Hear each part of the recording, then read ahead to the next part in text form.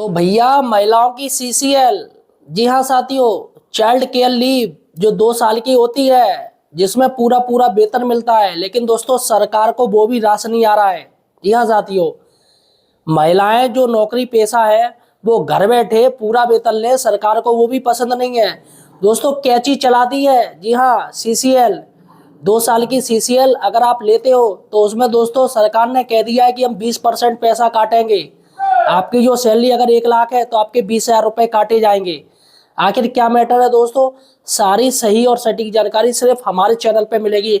अतः दोस्तों सही और सटीक जानकारी के लिए यार चैनल को सब्सक्राइब करो यार, क्या दिक्कत है, चैनल को सब्सक्राइब कीजिए। सिर्फ हम ही आपको सही जानकारी देते हैं। देखिएगा दोस्तों, यहाँ पर कहा गया है कि महिलाओं को मिलने वाले 2 साल के सीसीएल अवकाश में भी संशोधन किया गया है। सोचिएगा 46 साल तक ये संशोधन नहीं हुआ, 46 साल तक वही चल रहा था नियम, लेकिन दोस्तों अब सरकार को खटकने लगा ये नियम। देखिएगा, अभी तक 2 साल सीसीएल के दौरान फुल वेतन मिलता था, पूरा का पूरा। अगर आपकी सैलरी 70,000 है तो 70,000 ही मिलता था। लेकिन दोस्तों अब ये नियम बदल दिया है। 1 साल तक तो आप ले सकते हो, चलो 1 साल तक तो आपको पूरा वेतन मिल जाएगा। लेकिन जब दूसरे साल वाला, क्योंकि सीसीएल 2 साल का मिलता है तो 1 साल में तो 100% वेतन आपको मिलेगा, लेकिन दूसरे साल में अगर आप आओगे, अगर उसमें आप चाइल्ड केयर लीव लोगे तो सीधे सीधे दोस्तों आपको सिर्फ और सिर्फ 80% वेतन मिलेगा, 20% सरकार काटेगी आपकी सैलरी से। देखिएगा दोस्तों, बड़ा ड्रामा हो रहा है। देखिएगा यहाँ साफ साफ दोस्तों आदेश है, मैं आपको आदेश दिखा रहा हूँ।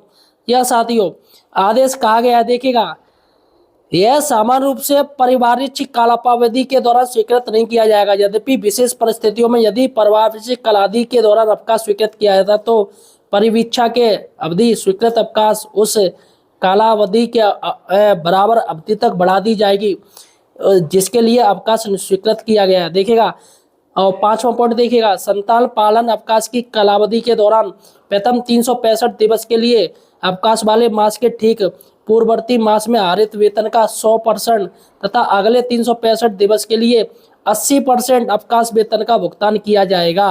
तो यहाँ पर 1 साल का है दोस्तों, 1 साल यानी 1 साल तो आपका पूरा पूरा वेतन मिलेगा, लेकिन दूसरी साल में 80% सिर्फ आपको वेतन दिया जाएगा। देखिएगा, संतान पालन अवकाश किसी अन्य प्रकार के अवकाश के साथ संयोजित किया जा सकेगा।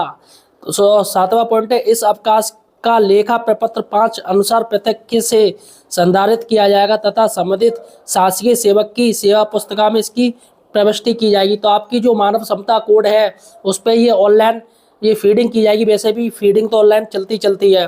उसके बाद संबंधित शासकीय सेवक को प्रपत्र फाइल में अवकाश हेतु सामान्यतः 3 सप्ताह पूर्व आवेदन देना होगा। तो अगर आपको चाइल्ड केयर लीव चाहिए तो आपको 3 सप्ताह पहले यानी 1 महीने पहले ही आपको आवेदन करना पड़ेगा।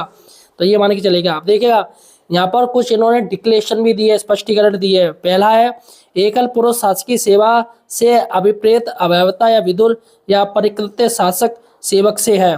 तो यहाँ पर, और उसके बाद है दूसरा, सरोगेसी के मामले में 2 से कम जीवित संतान वाली कमीशनिंग माँ का संतान पालन अवकाश सृजित किया जा सकेगा।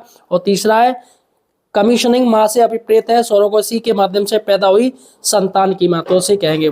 उसके बाद दोस्तों है, जानबूझकर पहुंचाई गई क्षति हेतु विशेष निर्गतया अवकाश। देखिएगा, अवकाश स्वीकृत सक्षम प्राधिकारी किसी शासकीय सेवक को जो जानबूझकर पहुंचाई गई चोट के द्वारा अथवा उसके कारण या अथवा उससे अपेक्षित शासकीय कर्तव्यों के निष्पादन के दौरान उसकी शासकीय स्थिति के परिणाम स्वरूप होता है तो विशेष नियोक्ता अवकाश स्वीकृत कर सकेगा। तो यहाँ पर साथियों साफ साफ दे रहे हैं कि सरकार ने कह दिया है कि यहाँ पर जो है वो आपका वेतन काटेगा। यानी कि अगर देखा जाए तो 48 साल पुराने जो आदेश में दोस्तों संशोधन कर दिया गया है। अब यहाँ पर दोस्तों ये जो लागू है वो 1 जनवरी 2026 से लागू हो जाएगा। जी हाँ साथियों, सरकार का ये जो नियम है कि 20% जो काटेगा गवर्नमेंट की तरफ से, तो 1 जनवरी 2026 से लागू हो जाएगा। जो महिलाएं 1 साल का तो सीसीएल ले चुकी है लेकिन दूसरे साल की लेने की तैयारी कर रही हैं, तो सीधी सी बात है कि उनका अब जो वेतन है वो 20% कट के उनके खातों में पहुंचेगा। तो दोस्तों अभी तो ये शुरुआत है, आगे चल के हो सकता है कि 50% ही सरकार काटने लगे या 50% आपके खातों में आएगा, 50%, या हो सकता है आने वाले समय में वेतन ही ना दे, क्योंकि सरकारी कर्मचारी सरकार के ऊपर काफ़ी भारी पड़ रहे हैं, इसलिए प्राइवेटाइजेशन किया जा रहा है और नौकरियों के नाम पे दोस्तों कुछ भी नहीं है। तो स्थिति दोस्तों अभी है, सरकार आखिर खुद के वेतन भत्ते तो पूरे ले रही है, खुद की सैलरी दोगुनी चारगुनी कर रही है, और सभी सांसदों विधायकों के वेतन और सारा ओपीएस चल रहा है, सब कुछ चल रहा है, सब कुछ। लेकिन जब सरकारी कर्मचारी की बात आती है तो सरकार के ऊपर बोझ पड़ जाता है। तमाम न्यूज़ मीडिया यही कहते हैं कि सरकार के ऊपर बोझ पड़ गया। फिलहाल साथियों आपका क्या कहना है, मुझे कमेंट सेक्शन में बताइए।